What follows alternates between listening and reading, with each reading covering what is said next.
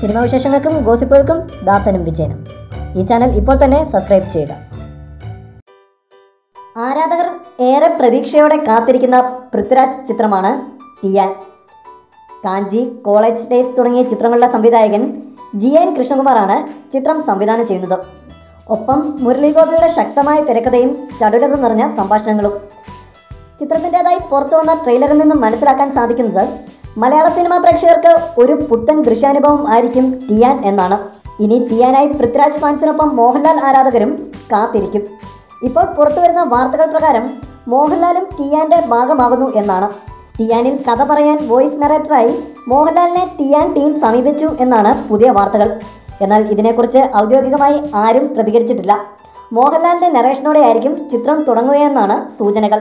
കഥ പറച്ചിലെ മോഹൻലാലിൻ്റെ മികവിനൊപ്പം മോഹൻലാലിനെ ഒപ്പം നിർത്തിയാൽ ചിത്രത്തിന് ലഭിക്കുന്ന പ്രമോഷനും അണിയർ പ്രവർത്തകർ ലക്ഷ്യം വെക്കുന്നുണ്ട്. മോഹൻലാലിൻ്റെ ശബ്ദത്തിനൊപ്പം മൂർച്ചയേറിയ മുരളി ഗോപിയുടെ വാക്കുകൾ കൂടിയാകുമ്പോൾ നറേഷനിലൂടെ തന്നെ ടിയാൻ പ്രേക്ഷകരെ കയ്യിലെടുത്തേക്കും. സൈറ ബാനുവിലും മോഹൻലാലിൻ്റെ ശബ്ദം ഉപയോഗിച്ചിരുന്നു. 1971 ബിയോണ്ട് ബോർഡേഴ്സിൽ മമ്മൂട്ടിയായിരുന്നു നറേഷൻ നിർവഹിച്ചത്. ഇത് ചിത്രത്തിന് മികച്ച പ്രമോഷൻ നേടിക്കൊടുത്തിരുന്നു. എന്താണേലും ടിയാൻ എന്ന ദൃശ്യവിസ്മയത്തിനായി കാത്തിരിക്കാം. കൂടുതൽ സിനിമാ വിശേഷങ്ങൾക്കും ഗോസിപ്പുകൾക്കും ദാസനും വിജയനും. ഈ ചാനൽ ഇപ്പോൾ തന്നെ സബ്സ്ക്രൈബ് ചെയ്യുക. വീഡിയോ ഇഷ്ടപ്പെട്ടെങ്കിൽ like, share, comment. Thank you.